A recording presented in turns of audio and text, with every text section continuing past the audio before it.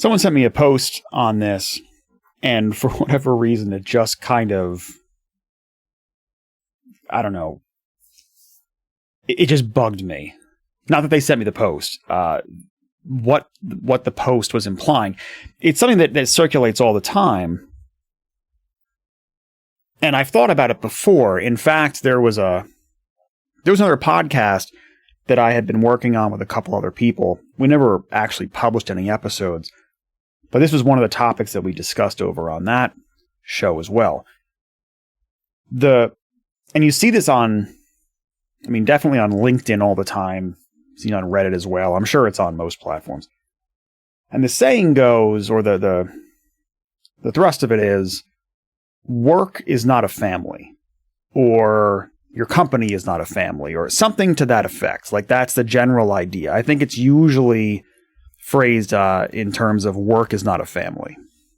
Now, what I'm going to say, I think, is a bit of a straw man. I think I'm going to take a fairly extreme point of view on this for the purposes of this episode. I don't necessarily believe it to this extreme, but the more I've seen this adage, the more it's kind of rolled around in my head, and the more I think there's some real problems with this type of mindset. So the general idea usually goes like this: work is not workplace is not a family. You're there to provide value for the company. The company is there to provide you compensation. It's purely transactional. Don't treat it like a family, because they won't have your back anyway. That's sort of the idea. They won't have your back, and they shouldn't really... implied in there is sort of... You would think implied in there is that you shouldn't really have the company's back either, but that's usually not the case. Usually what they're talking about is you should be all in on the company, but they're never going to have your back, and that's okay because they're giving you money, and that's what this relationship is.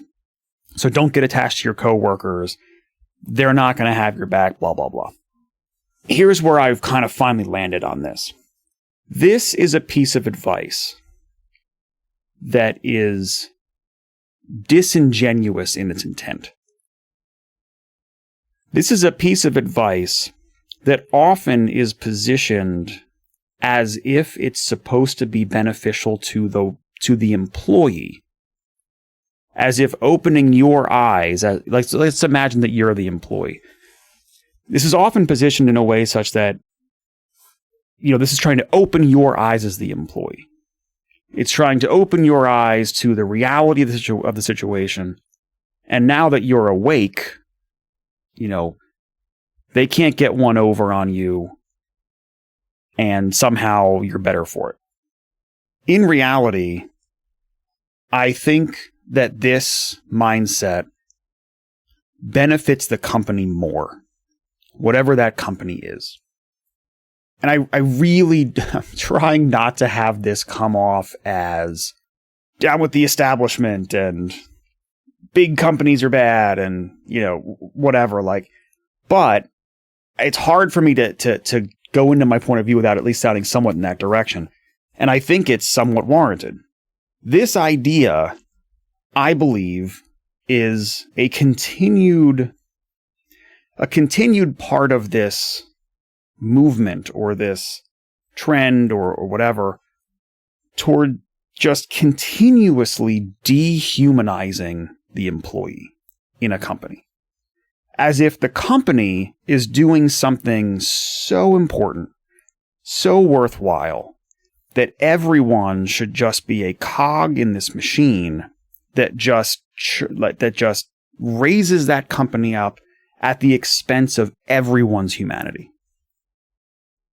It behooves, particularly in today's world, it behooves a large organization or even a mid-sized organization to not really have to care about the individual, and to not really have the individuals care about one another, and to not really treat them as people, but instead as just productivity producing units of work output and nothing else.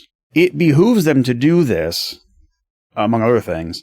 It behooves them to do this because you then, as the employee, you become replaceable. Chances are in your family, you're not replaceable. Chances are you're very important to some number of people.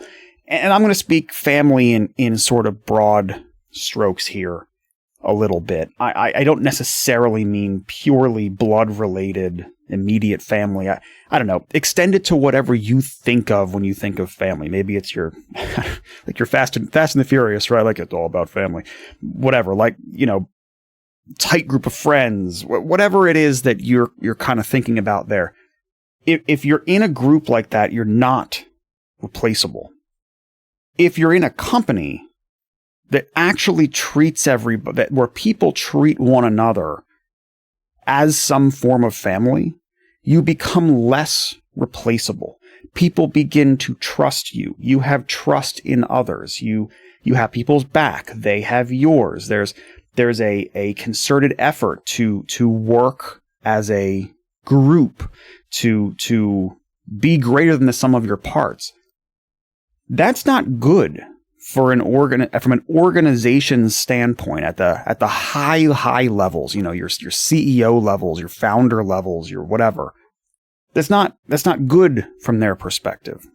They need you to be a replaceable part, so that the moment it is inconvenient for you to be there, or that they have to think for more than 2 seconds what they might want to do with you next, it's easier to just cut you loose in a completely non-human way. You go on your way, and everyone sits around and says, well, work's not a family, it's just work.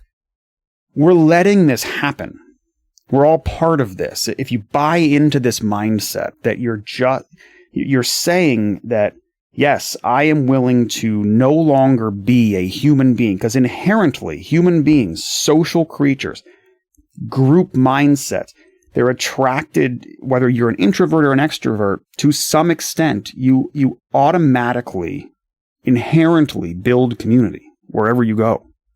And particularly something like work, where you're spending 8, 9, 10, God knows how many hours a day and a week and a month and a year. You're spending all that time there. You will be, whether it's remote or in person, it doesn't really matter. You will inherently seek out community building. So as we continue to allow ourselves to essentially be dehumanized in this way, while simultaneously reposting sentiments like this on social platforms and professional platforms like LinkedIn, we're damaging our own ability to both be employable in the long haul and to be human while we're there. Like, we're starting to wonder as a society, how come AI is going to come in and take all of our jobs? Because we've turned our jobs into nothing more than, assembly line style thinking, where you just do this little thing, you talk to nobody, you don't need to interact, you do a thing, it's well documented, you do it over and over and over again, and then, and you're supposed to what? Dedicate your entire life so that some billionaire can make another $1 billion? Like, is that what we're all in it for? If you're not going to come to work to build community, if that's not a piece of it, right? If you go back in time a while, there was a time, from everything that I've read, I mean, obviously I was not alive during that time. This could all be just rose-colored glasses stuff. Maybe this was never a thing. I don't know. But there sure seemed to be a time in American work culture where the company looked out for the employee. And so we're supposed to what? Look out for the best needs of the company, or the best, the best interests of the company, and provide all this value. But then on the other end of it, be told that it's not a family and they should be able to do whatever they want with us. And because we're being compensated, which frankly they probably min-maxed to the extreme, like, hey, here's some pretty crappy benefits, most likely. Here's salary that we have brought down to the absolute minimum that we can get you in the door for. Make sure you bring enough value so that we can 10x our company. I think we have set ourselves up as a working society to be replaced, to be replaceable. And so echoing out this sentiment of work is not a family, I think it's not just a philosophical thing. I think that there are real practical real in practice pieces, components to this, consequences from this, that we are allowing ourselves as a employee culture to become completely replaceable. And we shouldn't be, because it's dehumanizing.